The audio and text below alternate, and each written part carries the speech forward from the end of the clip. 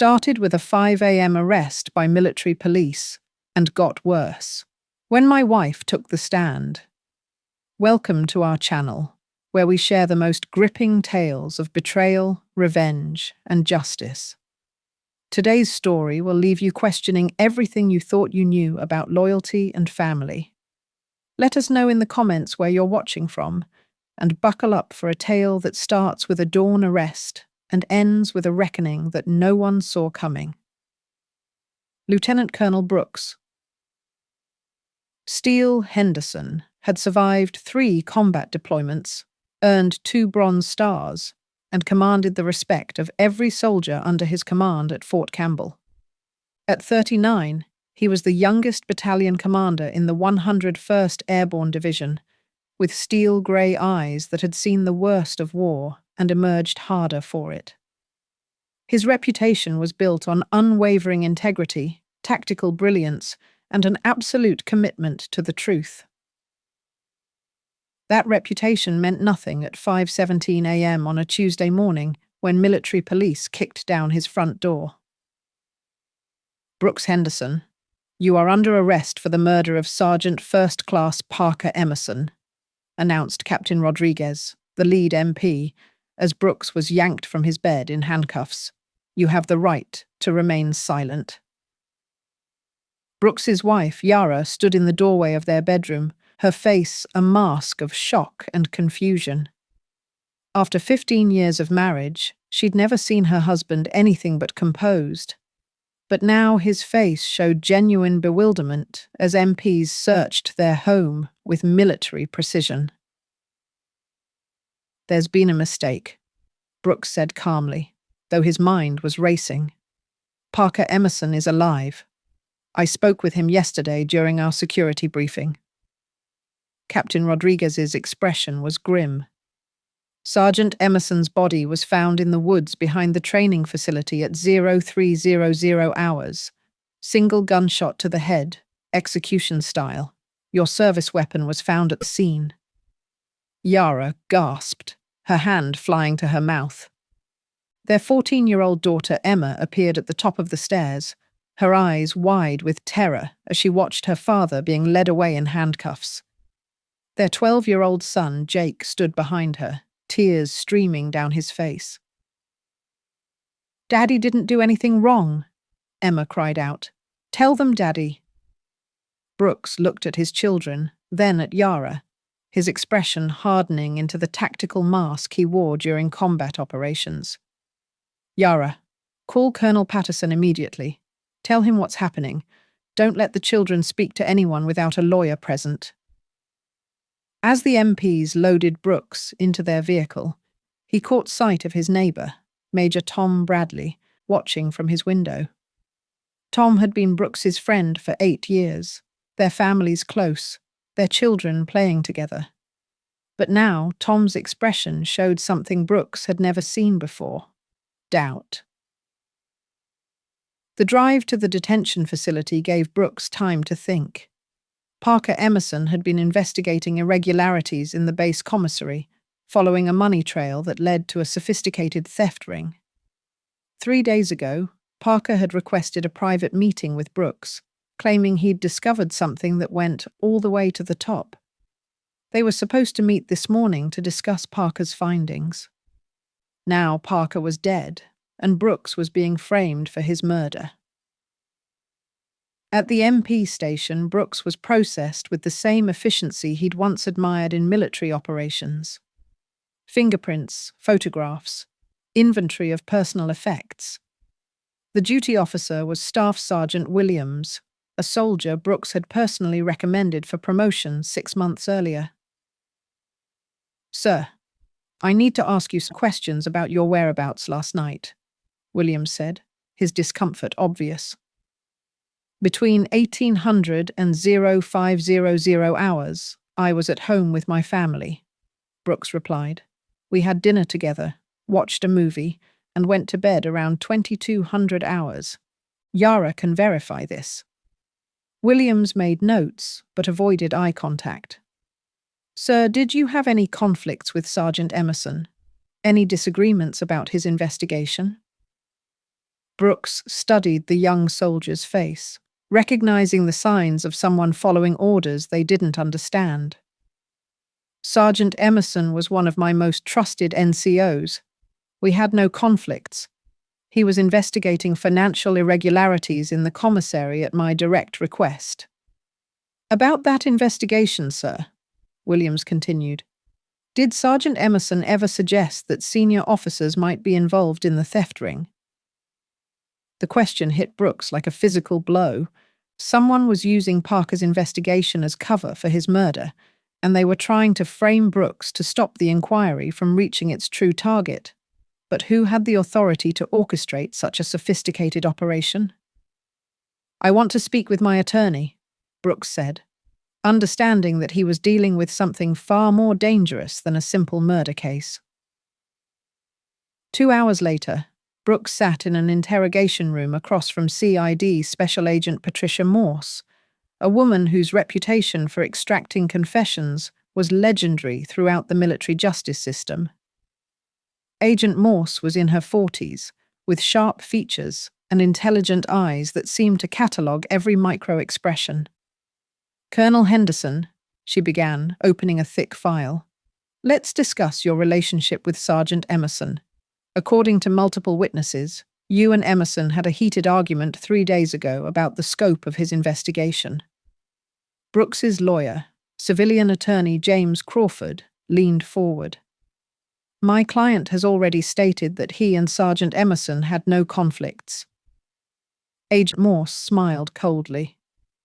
According to Captain Lisa Morgan, who overheard the conversation, Colonel Henderson told Sergeant Emerson to back off and warned him about digging too deep into things that could get him killed. The words hung in the air like smoke from a distant explosion. Brooks felt the first stirrings of genuine fear as he realized how carefully this frame-up had been constructed. Someone had been planning this for weeks, maybe months, building a case that would destroy him completely. That conversation never happened, Brooks said evenly. Captain Morgan is either mistaken or lying. Agent Morse pulled out a digital recorder. We have audio surveillance from the commissary office where this conversation allegedly took place. Would you like to hear it? Brooks exchanged glances with his attorney, both understanding that they were dealing with fabricated evidence. Someone had either created fake audio or manipulated Captain Morgan into providing false testimony. The recording played, and Brooks heard his own voice saying exactly what Agent Morse had described. The audio quality was perfect, the conversation sounding completely natural. But Brooks knew with absolute certainty that he had never said those words. That's not me, Brooks said firmly. That audio has been manipulated or fabricated. Agent Morse's expression showed skeptical amusement. Colonel, we have witness testimony, audio evidence, and your service weapon at the crime scene. Your fingerprints are on the weapon, and ballistics confirms it was the murder weapon, Crawford interrupted. We'll need to examine all evidence independently. This appears to be a sophisticated frame-up designed to discredit my client and stop his investigation into base corruption. For the first time, Agent Morse looked genuinely surprised. What investigation? Brooks realized that the CID hadn't been briefed on Parker's commissary investigation, which meant the frame-up was coming from someone with the authority to control information flow at the highest levels. Someone was using the murder to eliminate both Parker and Brooks while covering their own tracks. Sergeant Emerson was investigating a theft ring operating out of the base commissary, Brooks explained. He'd discovered evidence of systematic fraud involving multiple personnel and was scheduled to brief me on his findings this morning. Agent Morse made notes, but her expression remained skeptical. Colonel, if this investigation was legitimate, why isn't it documented in official channels? We found no record of any authorized inquiry into commissary operations. The question struck at the heart of the conspiracy. Someone had been systematically removing evidence of Parker's investigation while building the case against Brooks. This wasn't just a murder frame-up. It was a sophisticated intelligence operation designed to eliminate threats to a high-level corruption network. As Brooks was escorted back to his cell, he began mentally cataloguing everyone who had the authority and access necessary to orchestrate such an operation. The list was disturbingly short, consisting of people he had trusted completely. But the worst was yet to come. As Brooks settled into his cell, he had no idea that his own wife was about to become the prosecution's star witness, and that her testimony would reveal betrayals that cut deeper than any enemy bullet he'd faced in combat. The real war was just beginning. Chapter 2. The Betrayal Unveiled. 3 days into Brooks's detention, his attorney James Crawford arrived with an expression that immediately put Brooks on high alert. Crawford had been defending military personnel for 20 years, and Brooks had never seen him look so grim. "Brooks, we need to discuss some developments in your case," Crawford said, settling into the metal chair across from Brooks in the attorney-client meeting room. "The prosecution has found a witness who claims to have seen you at the crime scene." Brooks leaned forward, his tactical mind immediately shifting into analysis mode. "Who?" Crawford opened his briefcase and pulled out a legal document. "Your wife, Yara." The words hit Brooks like a mortar round. For a moment, he couldn't process what he'd heard. Yara had been his anchor for 15 years, the one person whose loyalty he'd never questioned. She'd stood by him through 3 combat deployments, supported his career through every promotion and transfer, and raised their children with the strength and dedication of a military spouse. "That's impossible," Brooks said quietly. "Yara knows I was home all evening. She can verify my alibi." Crawford's expression grew more troubled. "Brooks, according to the prosecution's witness statement, Yara will testify that you left the house at approximately 2300 hours on the night of the murder. She claims you said you were going for a drive to clear your head after receiving a disturbing phone call." Brooks stared at his attorney, his mind reeling. "That never happened. Yara knows exactly where I was every minute of that evening. We watched a movie together, put the kids to bed, and went to sleep around 2200 hours. "There's more," Crawford continued grimly. "Yara told investigators that you'd been acting strangely for weeks before the murder. She described you as paranoid, secretive, and obsessed with Sergeant Emerson's investigation. She claims you'd been making late-night phone calls and had become increasingly worried about your career prospects." Brooks felt the foundation of his world shifting beneath him. Yara's testimony would destroy his alibi while providing a motive for murder. But more devastating than the strategic implications was the personal betrayal. His wife, the mother of his children, was actively participating in framing him for murder. "Why?" Brooks asked, his voice barely above a whisper. "Why would Yara lie?" Crawford pulled out another document. "Brooks, there's something else you need to know. Our investigation into your case has uncovered some disturbing information about your wife's activities." Brooks braced himself for more devastating news. "Yara has been having an affair with Major Thomas Bradley for the past 8 months, Crawford continued. "Tom Bradley, your neighbor and supposed friend. They've been meeting at off-base locations, and there's evidence of financial transactions between them that suggest a deeper relationship than simple adultery." The betrayal cut deeper than any physical wound Brooks had ever sustained. Tom Bradley had been his closest friend on base, the man he'd trusted with his children's safety when Yara needed help during Brooks's deployments. Now that trust had been weaponized against him. "How long have you known about this?" Brooks asked. "Our private investigator uncovered the affair 2 days ago," Crawford replied. "But Brooks, There's evidence suggesting this relationship began before Sergeant Emerson's murder. Yara and Tom have been planning something together, and your arrest seems to be part of a larger scheme. Brooks's tactical mind began processing the implications.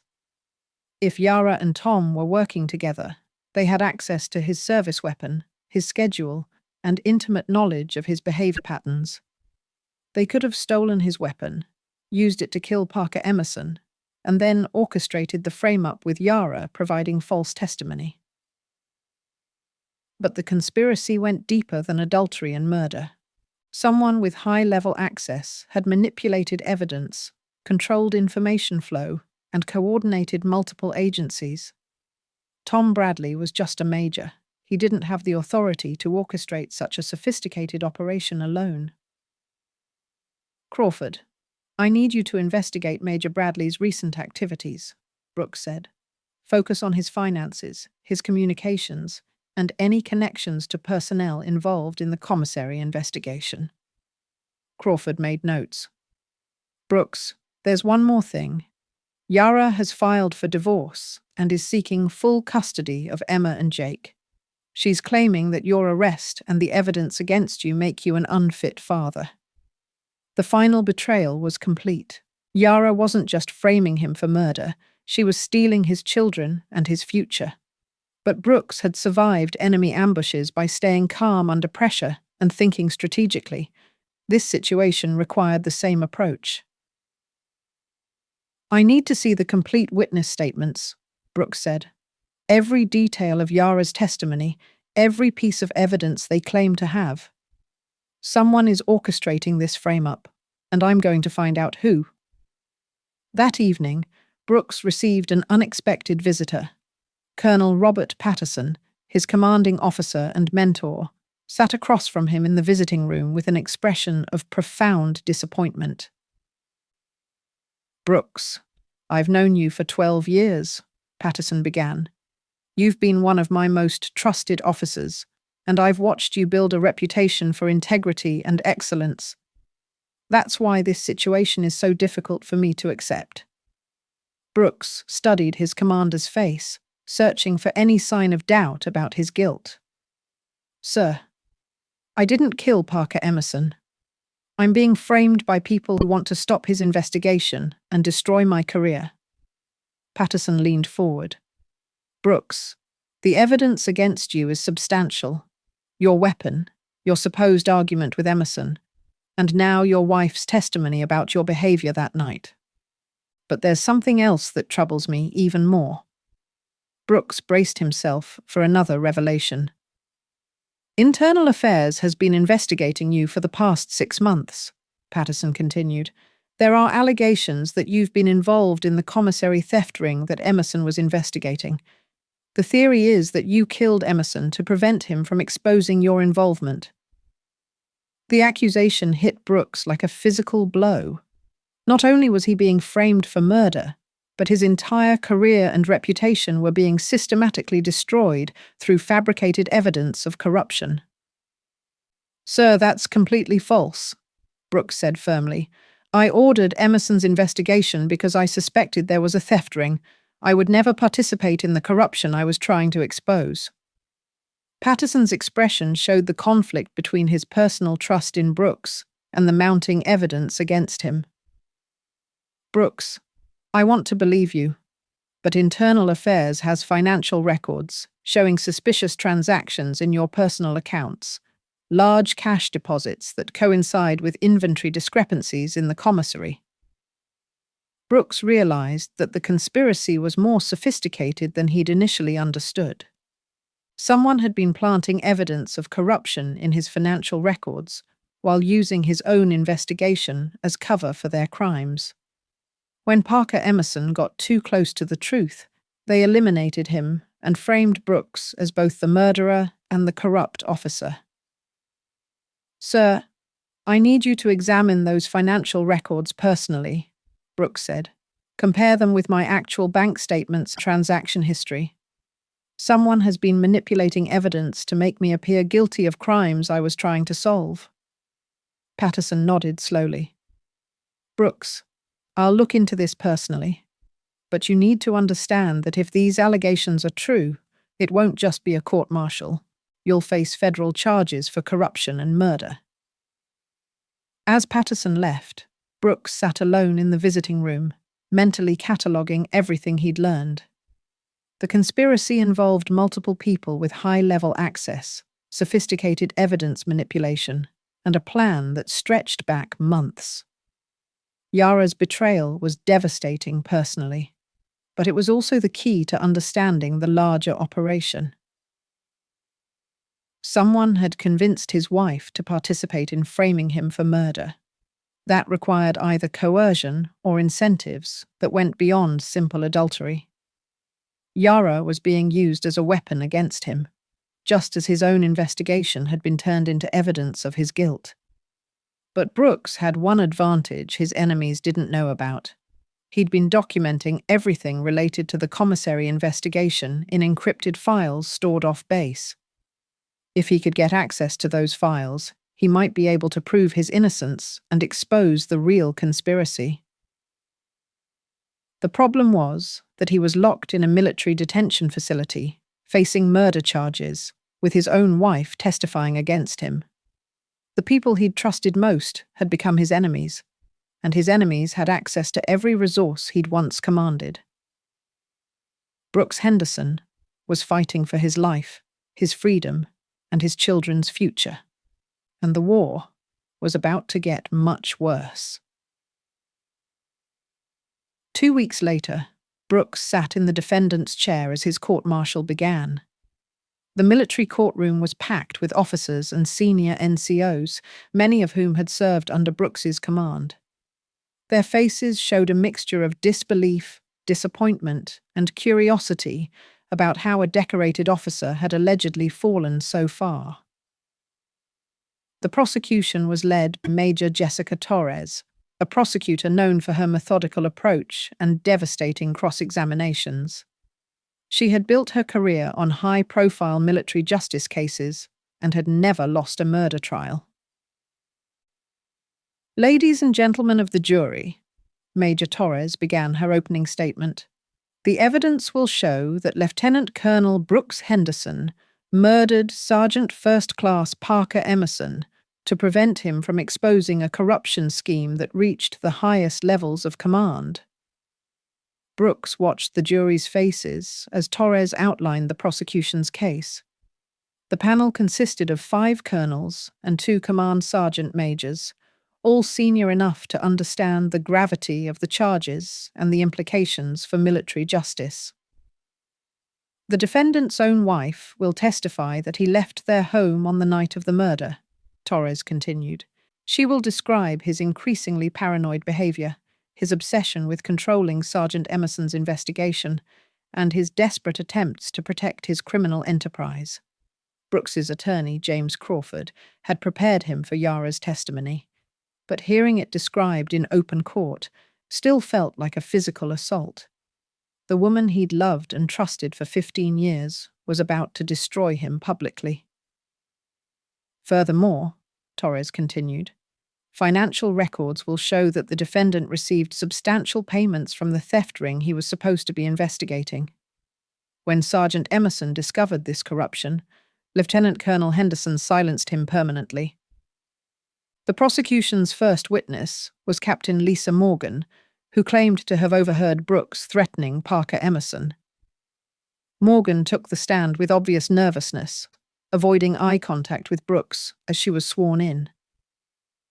"Captain Morgan," Torres began, "please describe the conversation you overheard between the defendant and Sergeant Emerson." Morgan's testimony was precise and damaging. She described hearing Brooks tell Parker to back off the investigation and warning him about digging too deep into things that could get him killed. The words were delivered with the conviction of someone who believed what she was saying. But during Crawford's cross-examination, cracks began to appear in Morgan's testimony. "Captain Morgan, you stated that this conversation took place in the commissary office on a Tuesday afternoon," Crawford said. but base security logs show that Lieutenant Colonel Henderson was in a classified briefing at division headquarters during the entire afternoon you specified. Morgan's confidence wavered. I might have the day wrong. It could have been Wednesday. Captain, did anyone else hear this conversation you claim to have witnessed?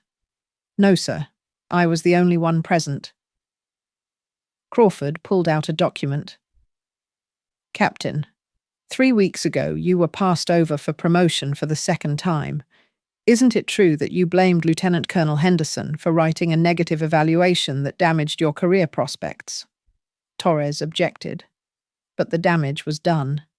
The jury could see that Morgan had both motive to lie and uncertainty about basic facts in her testimony. The prosecution's next witness was more devastating. Chief Warrant Officer Parker Park, the base's financial crimes investigator, presented evidence of Brooks's alleged involvement in the commissary theft ring. These bank records show irregular cash deposits totaling $47,000 over the past 8 months, Park testified. The deposits correlate with inventory discrepancies in the commissary, suggesting that Lieutenant Colonel Henderson was receiving payment for facilitating the theft operation. Crawford's cross-examination focused on the technical aspects of the financial evidence. Chief Park, these bank records show electronic deposits, not cash deposits as you stated. Isn't that correct? Park checked his notes. Yes, sir. Electronic deposits. And electronic deposits require source documentation, transfer records, and digital authentication. Did you trace the source of these deposits? The source accounts were created with false identification and have been closed. Crawford smiled grimly. So you have no way of proving who actually made these deposits into my client's account? No, sir, but the timing suggests. Chief Park, isn't it possible that someone with access to Lieutenant Colonel Henderson's personal information could have made these deposits to frame him? Park hesitated. Theoretically, yes, but it would require sophisticated knowledge of banking systems and personal account information. Crawford was building the foundation for a frame-up defense, but Brooks knew the real test would come when Yara took the stand. Her testimony would either destroy him completely or provide the opening he needed to expose the conspiracy.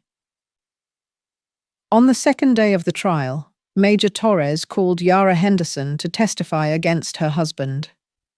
Yara entered the courtroom wearing a conservative black dress, her appearance carefully managed to project the image of a grieving military wife forced to testify against her beloved husband. Brooks watched his wife take the oath, searching her face for any sign of the woman he'd married 15 years ago. Yara avoided his gaze, focusing instead on Major Torres as she prepared to deliver the testimony that would end his career and freedom. Mrs. Henderson, Torres began gently. I know this is difficult for you. Please describe your husband's behavior in the weeks before Sergeant Emerson's murder. Yara's voice was steady, but filled with apparent sadness. Brooks had been acting strangely for about a month before Parker's death. He was secretive, paranoid, and obsessed with controlling every aspect of Parker's investigation. Can you give us specific examples of this behavior? He would make phone calls late at night, speaking in whispers so I couldn't hear the conversations. He started keeping his personal files locked in a safe, claiming it was for security reasons. And he became increasingly worried about his career, saying that people were trying to destroy his reputation. Brooks listened to his wife's lies with growing horror. Every detail was crafted to support the prosecution's theory, while containing just enough truth to sound credible. Yara knew his actual behavior patterns well enough to create a believable distortion of reality. Mrs. Henderson, please tell the court about the night of Sergeant Emerson's murder, Torres continued. Yara took a deep breath, preparing to deliver the most damaging part of her testimony. Brooks received a phone call around 10:30 p.m. I could hear him arguing with someone, though I couldn't make out the words. After he hung up, he was extremely agitated. What happened next? He said he needed to go for a drive to clear his head. He left the house around 11 p.m. and didn't return until after 2 a.m. When he came back, he seemed calmer, but also very focused, like he'd made an important decision. The testimony was devastating. Yara had provided Brooks with motive, opportunity, and suspicious behavior that aligned perfectly with the prosecution's timeline. But Brooks noticed something that gave him hope. Yara's story was too perfect, too conveniently aligned with the prosecution's needs. Crawford began his cross-examination by establishing Yara's credibility as a witness. Mrs. Henderson, you've been married to the defendant for 15 years. Would you say you know him well? Yes, I know Brooks very well. In those 15 years, has your husband ever been violent toward you or your children? Yara hesitated. No, he's never been physically violent. Has he ever lied to you about important matters? Not until recently. Crawford paused, studying Yara's face. Mrs. Henderson, are you currently having an extramarital affair? Torres objected immediately. Relevance, Your Honor. Crawford addressed the judge. Your Honor, the witness's credibility and potential bias are directly relevant to her testimony against the defendant. The judge allowed the question, and Yara's face went pale. I don't see how that's relevant to this case. Please answer the question, Mrs. Henderson. Are you having an affair? Yara's composure cracked slightly. My personal relationships are not on trial here. Mrs. Henderson, isn't it true that you've been having an affair with Major Thomas Bradley for the past 8 months? The courtroom erupted in murmurs as Yara's face flushed red. That's not... My relationship with Tom is complicated. Crawford pressed his advantage. Isn't it true that you and Major Bradley have been planning to be together, and that your husband's arrest serves your personal interests? No, that's not true. Yara's voice rose defensively. I'm testifying because I believe Brooks is guilty, not because of my relationship with Tom. Mrs. Henderson, when did your affair with Major Bradley begin? Yara looked desperately toward the prosecution table. I don't remember exactly. Crawford pulled out a document. According to credit card records, you and Major Bradley had dinner together at the Marriott Hotel restaurant on March 15th, more than a month before your husband's arrest. Was this before or after you began suspecting him of criminal activity? Yara's story was falling apart under pressure. Tom was helping me understand what was happening with Brooks. I was scared and confused. So you were discussing your husband's alleged criminal activity with another man before you had any evidence of wrongdoing? The cross-examination revealed the timeline of Yara's betrayal. She had been planning with Tom Bradley long before Parker Emerson's murder, and her testimony was crafted to serve their personal agenda rather than reflect actual events. But Crawford's most devastating question came near the end of his cross-examination. Mrs. Henderson, on the night you claim your husband left the house to commit murder, did you actually see him leave? Yara hesitated. I heard him leave. You heard him leave? Did you see him go out the door? No, I was in bed. Did you see him return at 2 a.m.? I heard him come back.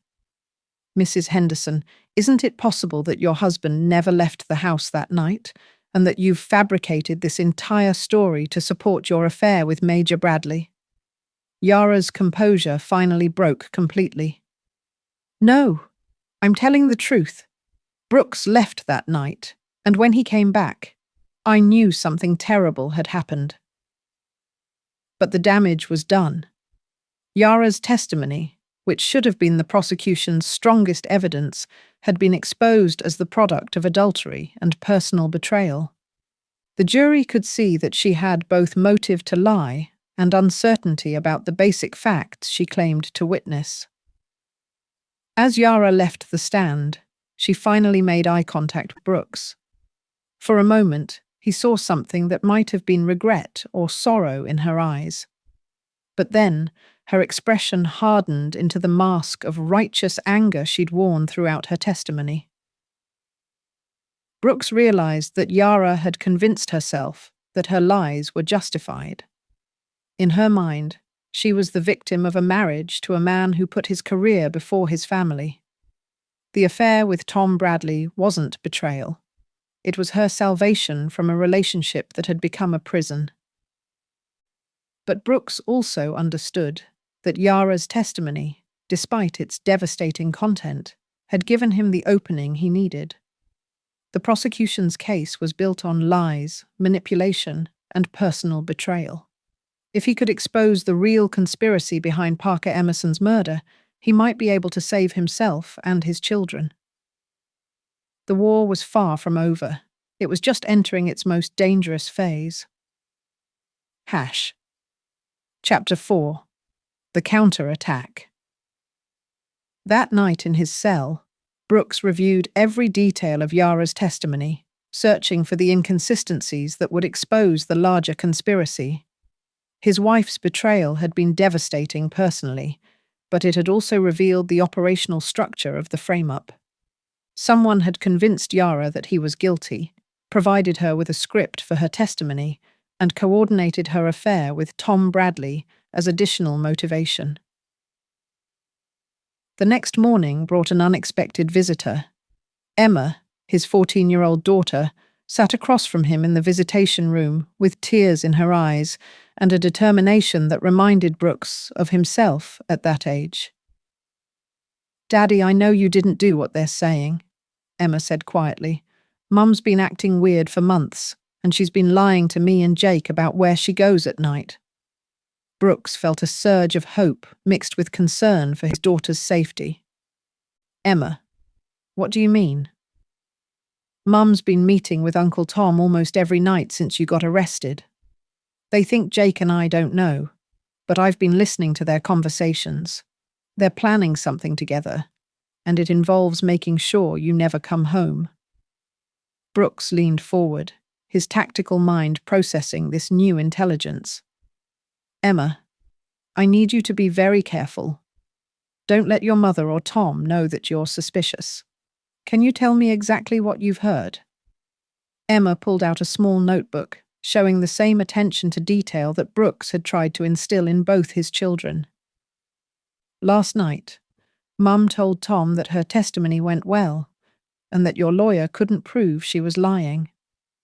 Tom said the next phase would be making sure you get convicted, so they can be together without anyone questioning their relationship."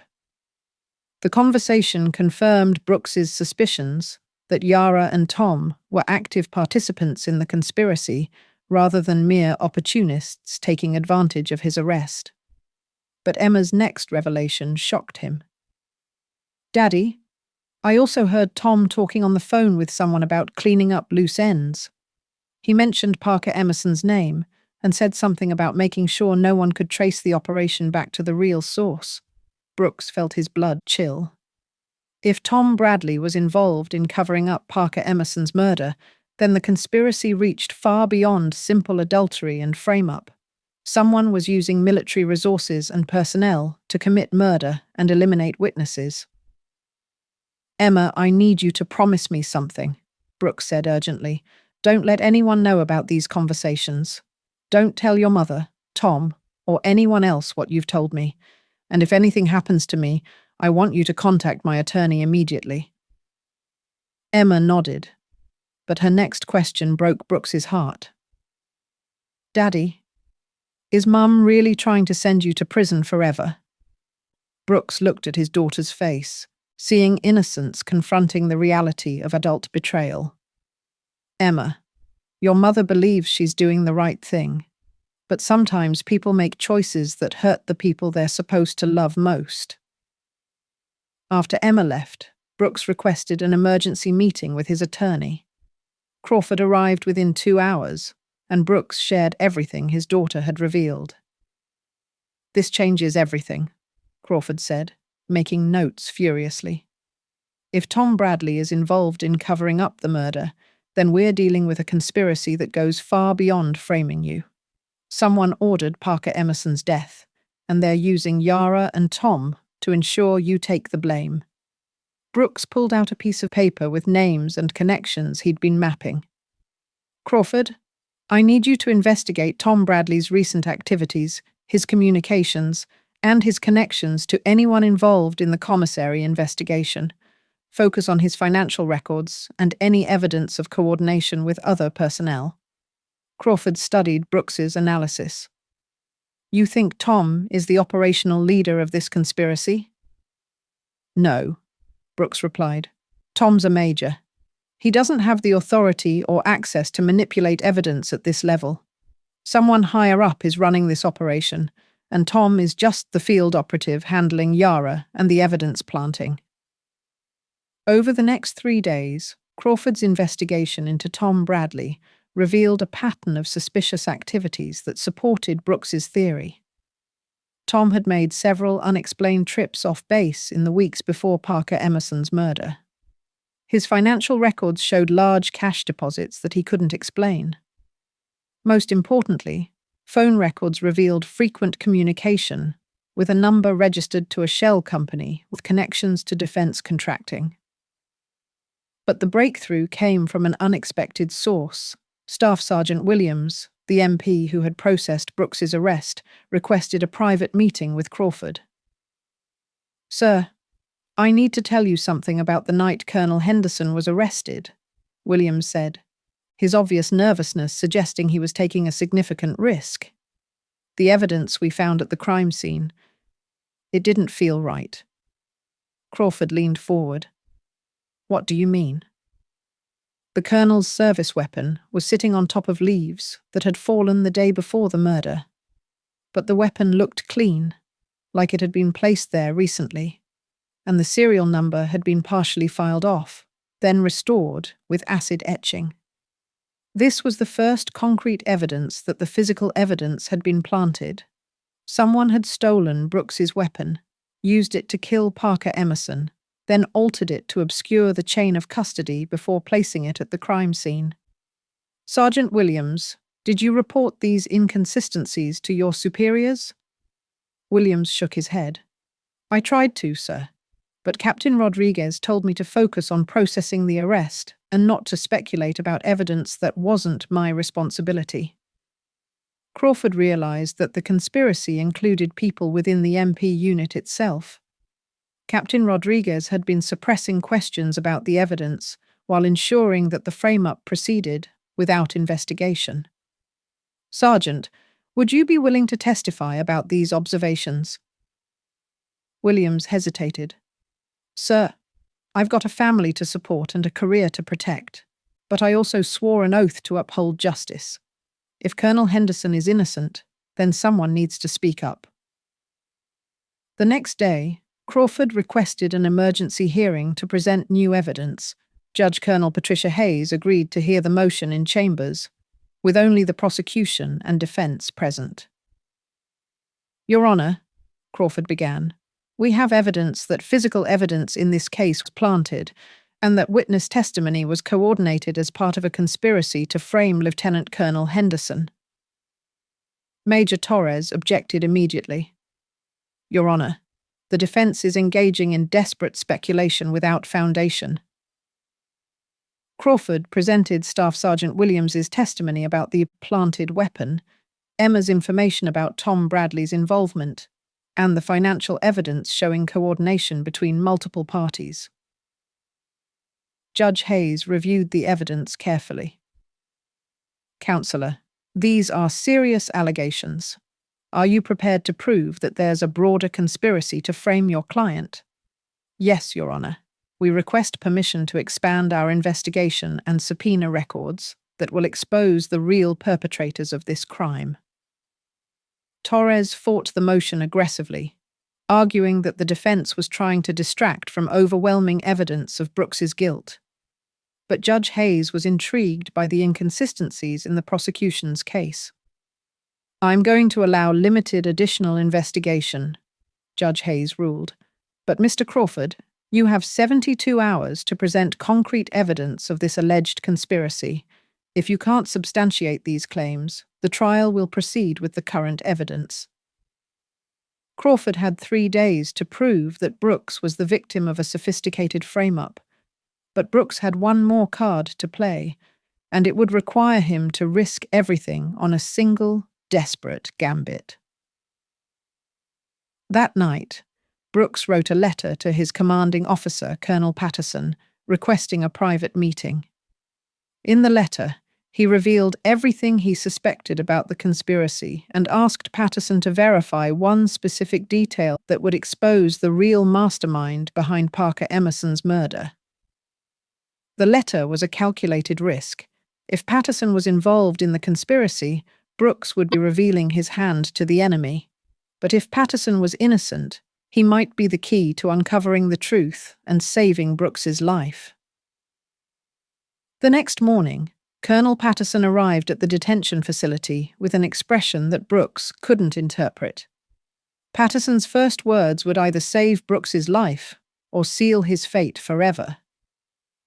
"Brooks," Patterson said quietly, settling into the metal chair across from him.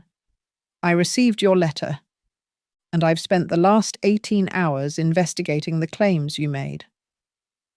Brooks studied his commanding officer's face, searching for any indication of what Patterson had discovered. "Sir, what did you find?" Patterson pulled out a manila folder, his movements deliberate and controlled.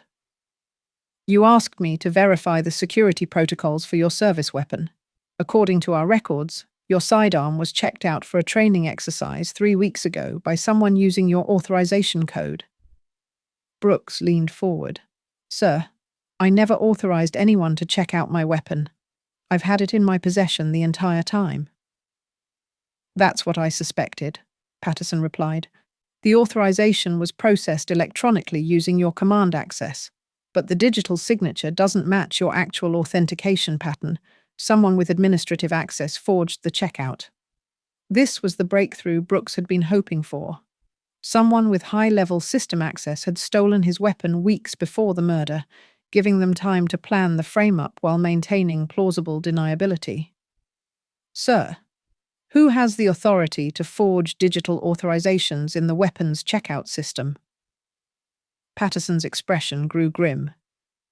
"Only 3 people have that level of administrative access: myself, the base commander, and the deputy commander for operations." Brooks felt the pieces of the conspiracy falling into place. The deputy commander for operations was Colonel Richard Vance, a career officer known for his political ambitions and his close relationships with defense contractors. Vance had the authority to manipulate evidence, control information flow, and coordinate multiple agencies. "Sir, I need to ask you something directly," Brooks said. "Have you noticed any unusual activities or decisions from Colonel Vance in recent months?" Patterson hesitated, then made a decision that would change everything. "Brooks, 3 months ago, Colonel Vance recommended that we shut down the commissary investigation. He claimed it was diverting resources from more important security matters. I overruled his recommendation because I believed the investigation was necessary." The motive became clear. Colonel Vance wasn't just covering up corruption, he was actively profiting from it. When Parker Emerson's investigation threatened to expose Vance's involvement, he eliminated Parker and framed Brooks to end the inquiry permanently. "Sir, I believe Colonel Vance is the mastermind behind this entire operation," Brooks said. "He's been using Tom Bradley to manipulate Yara and coordinate the frame-up while using his administrative access to plant evidence." Patterson nodded slowly. "Brooks, I've been reviewing Vance's recent activities, and there are several concerning patterns. He's made multiple trips to meet with defense contractors, His financial disclosure forms show irregularities, and he's been unusually interested in controlling the narrative around your case. But Patterson's next revelation was the most shocking of all. Brooks, yesterday I received a call from someone claiming to be a whistleblower within Colonel Vance's operation. This person wants to meet with us tonight to provide evidence that will expose the entire conspiracy. Brooks felt a surge of hope mixed with caution. Sir, that could be a trap. If Vance knows we're investigating him, he might be trying to eliminate us as well. Patterson's expression was resolute. Brooks, I've served this country for 26 years, and I've never seen a more sophisticated attempt to destroy an innocent officer. If there's a chance to expose the truth and save your career, I'm willing to take that risk. That evening, Colonel Patterson and Attorney James Crawford met with the mysterious whistleblower at a secure location off base. The whistleblower turned out to be Captain Lisa Morgan, the same officer who had provided damaging testimony against Brooks during the trial. I lied on the stand, Morgan said immediately, her face showing the strain of guilt and fear. Colonel Vance threatened to destroy my career if I didn't provide testimony against Colonel Henderson. He told me exactly what to say and promised me a promotion if I convinced the jury. Crawford recorded the conversation while Patterson asked pointed questions about Vance's operation. Captain Morgan, can you describe Colonel Vance's involvement in the commissary theft ring? Morgan pulled out a flash drive containing encrypted files. Colonel Vance has been taking kickbacks from defense contractors for years. The commissary theft ring was just one part of a larger corruption network. When Sergeant Emerson got too close to the truth, Vance ordered his elimination. The files contained financial records, communication logs, and operational plans that exposed the full scope of Vance's criminal enterprise. The conspiracy involved multiple base personnel, defense contractors, and even some civilian officials. But the most damaging evidence, Morgan continued, is the audio recording of Colonel Vance giving Tom Bradley specific instructions for framing Colonel Henderson. Vance knew that Henderson's reputation for integrity made him the perfect scapegoat. Crawford's hands shook as he reviewed the evidence. This wasn't just proof of Brooks's innocence. It was evidence of a conspiracy that reached the highest levels of military command. Captain Morgan, why are you coming forward now? Patterson asked. Morgan's voice broke as she answered. Because Colonel Vance told me that if Colonel Henderson gets convicted, I'll be next. He's planning to eliminate everyone who knows about his operation, starting with Tom Bradley and Yara Henderson. The revelation that Yara's life was in danger added urgency to their situation. Yara might have betrayed Brooks, but she was still the mother of his children and an innocent victim of Vance's manipulation. We need to move fast, Patterson said.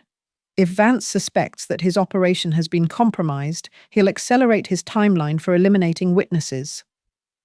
Crawford was already planning their legal strategy.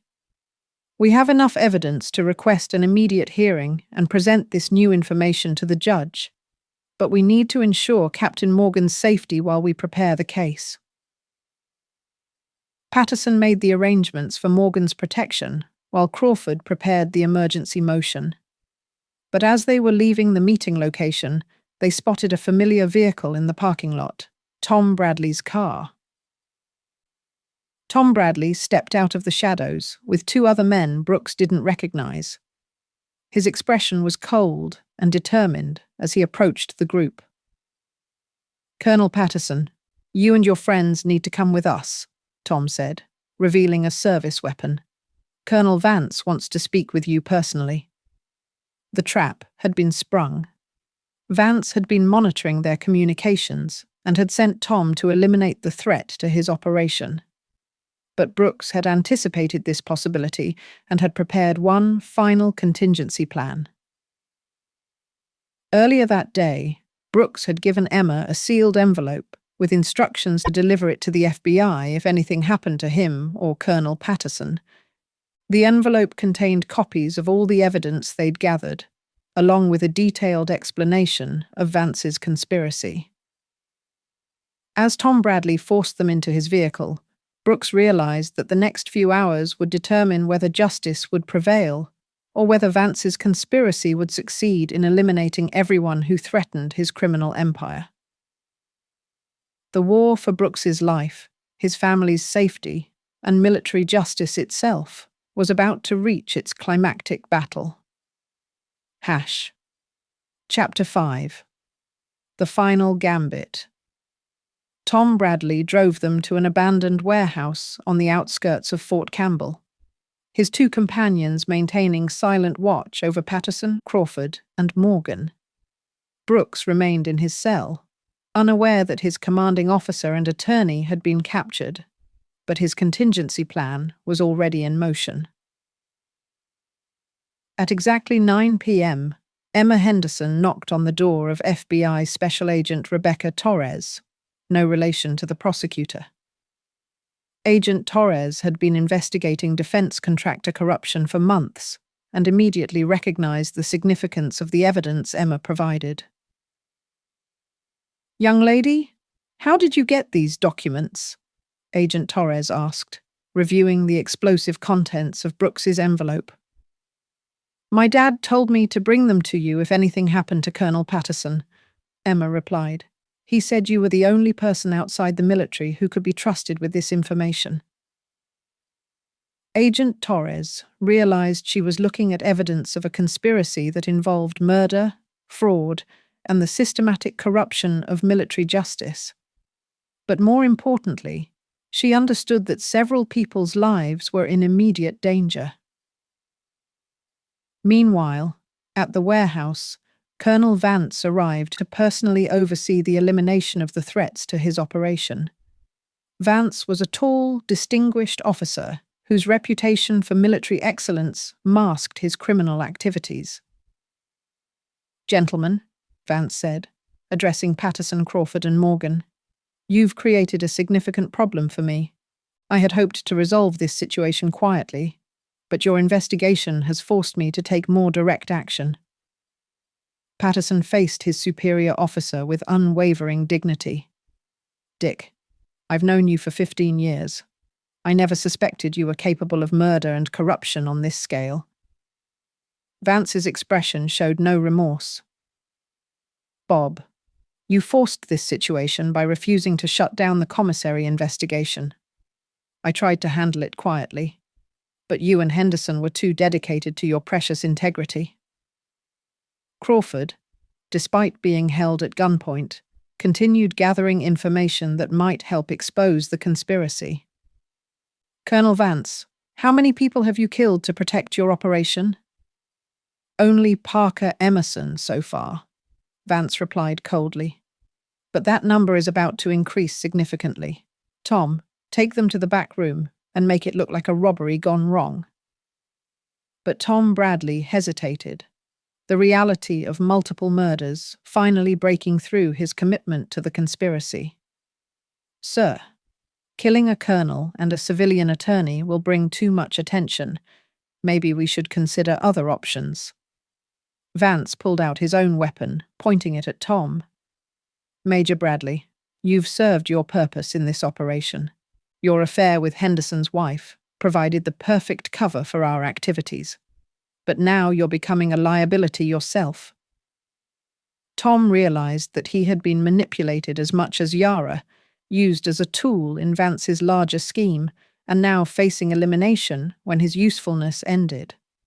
His loyalty to Vance evaporated as he understood that he was never going to survive this conspiracy. "Sir, there's something you need to know," Tom said desperately. "The FBI is already investigating this operation. Agent Torres contacted me yesterday asking about financial irregularities in the defense contracts." Vance's composure cracked for the first time. "What did you tell her?" "Nothing, sir. But she seemed to know about the commissary connection and mentioned Colonel Henderson's name specifically."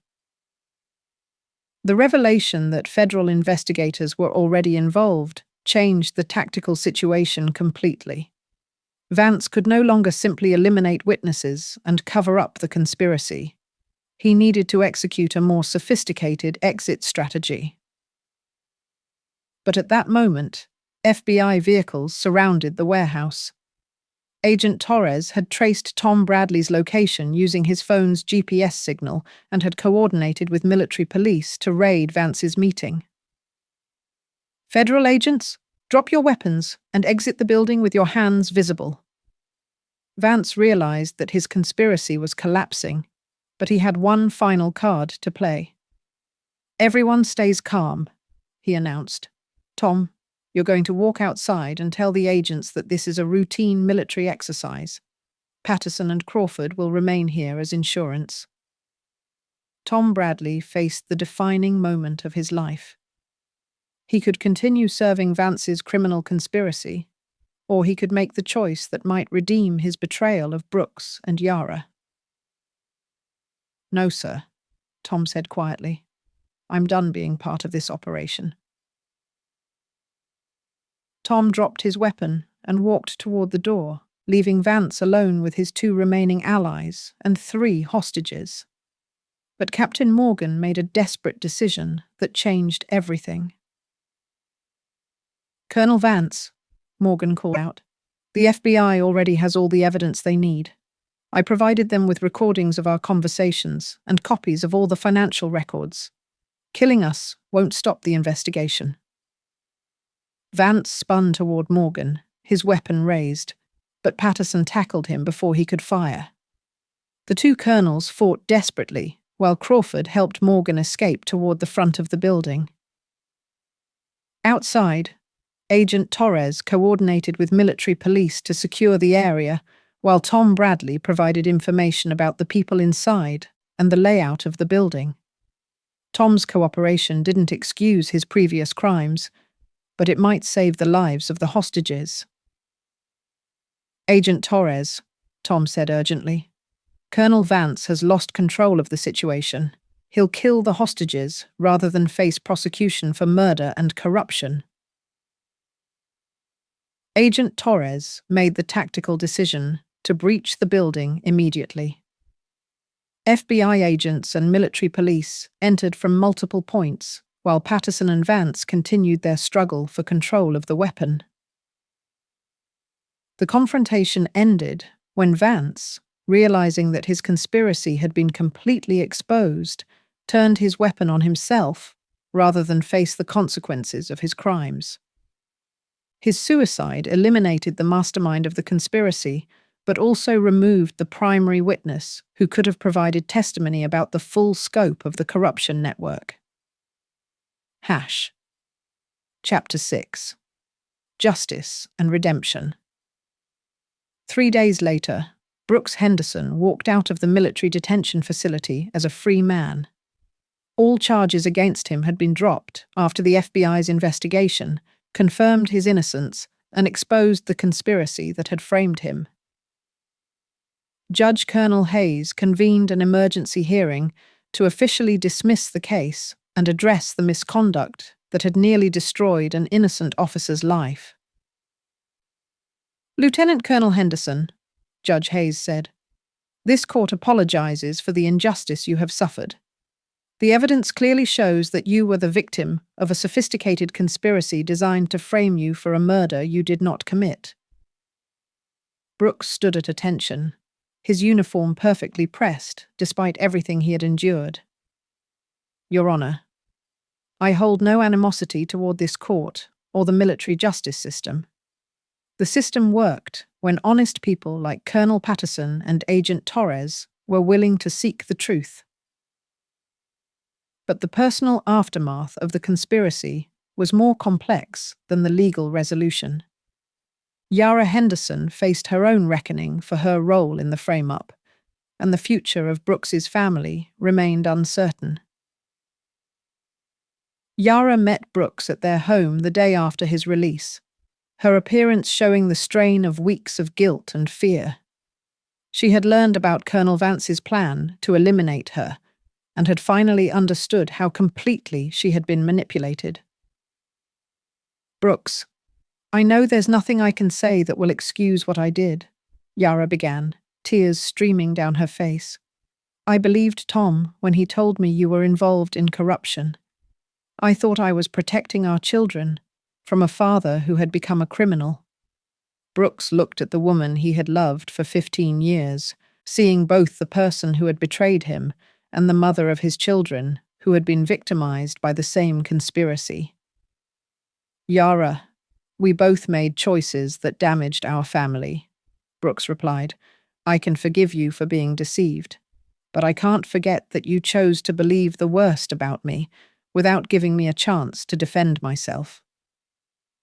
The conversation was interrupted by Emma and Jake, who ran to embrace their father with the pure joy of children whose world had been restored. Brooks held his children, feeling the weight of everything he had almost lost. "Daddy, are you coming home?" Jake asked, his voice still showing traces of the fear and confusion he had experienced during the chow. Brooks looked at Yara, then at his children, understanding that rebuilding their family would require forgiveness, trust, and a commitment to honest communication that had been lacking in their marriage. "I'm home, son," Brooks said, "but your mother and I need to have some serious conversations about our future together." Over the following weeks, Brooks and Yara began the difficult process of rebuilding their relationship. Yara faced her own legal consequences for perjury and conspiracy, though her cooperation with the FBI investigation resulted in a suspended sentence and community service. Tom Bradley was court-martialed and sentenced to 10 years in military prison for his role in the conspiracy. His cooperation in exposing Colonel Vance's operation had saved him from more serious charges, but his military career was over. Captain Lisa Morgan received immunity for her testimony, but was discharged from the military for her initial participation in the frame-up. Her decision to become a whistleblower had saved lives, but ended her own military aspirations. Brooks was promoted to full colonel and given command of a new anti-corruption task force designed to prevent future conspiracies within the military justice system. His experience as a victim of corruption made him uniquely qualified to identify and combat similar operations. But the most important outcome was the restoration of Brooks's relationship with his children and the slow rebuilding of trust within his family. Emma and Jake had learned difficult lessons about loyalty, truth, and the complexity of adult relationships. But they had also seen their father's character tested and proven under the most extreme circumstances. 6 months after his exoneration, Brooks stood before a gathering of military officers and federal agents, delivering a speech about integrity, justice, and the importance of protecting innocent people from those who would abuse their authority. "The conspiracy that nearly destroyed my life succeeded because good people remained silent when they should have spoken up," Brooks said. "Evil triumphs when honorable individuals choose convenience over courage, silence over truth." Colonel Patterson, who had been promoted and given command of the base, introduced Brooks with words that captured the essence of his character. "Colonel Henderson represents the best of military service, unwavering integrity, tactical brilliance, and an absolute commitment to protecting the innocent." As Brooks concluded his speech, he looked out at the audience and saw Agent Torres, who had nodded with approval at his message about the importance of seeking truth over convenience. He saw former colleagues who had doubted his innocence, but now understood the sophistication of the conspiracy that had targeted him. But most importantly, he saw Yara and his children in the front row, their presence representing both the pain of betrayal and the possibility of redemption through forgiveness and renewed commitment to honesty. The story that had begun with a 5 a.m. arrest had ended with justice, But more importantly, it had ended with the understanding that integrity, courage, and the willingness to fight for truth are the foundations upon which all meaningful relationships, personal and professional, must be built. Brooks Henderson had survived the ultimate test of his character and emerged stronger, wiser, and more committed than ever to the values that defined not just his military service, but his identity as a husband, father, and human being. The war was over. Truth had prevailed. And sometimes, that's the only victory that really matters. Colonel Brooks Henderson stood in his office at the Pentagon, reviewing files for the Military Justice Reform Commission he now chaired. The commission had been established in direct response to the conspiracy that had nearly destroyed his life, and it had already implemented dozens of reforms to prevent similar abuses of power. A knock on his door interrupted his work. Emma, now 19 and a cadet at West Point, entered wearing her dress grey uniform. "Dad, I wanted to tell you something before my graduation ceremony tomorrow," Emma said, her voice carrying the confidence and integrity that Brooks had tried to instill in both his children. "What's that, sweetheart?" "I've decided to specialize in military law. I want to follow in your footsteps by protecting innocent people from those who would abuse their authority." Brooks felt a surge of pride mixed with concern for his daughter's safety. "Emma, that's a challenging field. You'll face people who will try to destroy you for doing the right thing." Emma smiled, her expression showing the same determination that had helped her family survive their darkest period. "Dad, you taught me that integrity isn't about avoiding difficult situations. It's about having the courage to do what's right when everything is at stake." Brooks embraced his daughter, understanding that the lessons learned from his ordeal had not been wasted. The next generation would be better prepared to recognize and combat corruption because of the price his family had paid for justice. Outside his office window, Brooks could see the Washington Monument standing against a clear blue sky, a symbol of the principles and values that had sustained him through his trial and continued to guide his service to his country. The story that had begun with betrayal and frame-up had evolved into a legacy of justice, integrity, and the understanding that sometimes the worst experiences in life can become the foundation for the most meaningful contributions we make to the world. Brooks Henderson had learned that true victory isn't measured by avoiding defeat, but by how we respond when everything we value is threatened. He had chosen to fight for truth, and in doing so, he had not only saved himself, but had created a better system for protecting others who might face similar threats. That, he realized, was the real measure of a life well lived, not the battles avoided, but the principles defended when the cost of defending them seemed too high to bear. Justice had been served, integrity had been vindicated, and the story continued, carried forward by those who understood that freedom and justice are not guaranteed, but must be earned and protected by each generation willing to pay the price for truth. The end.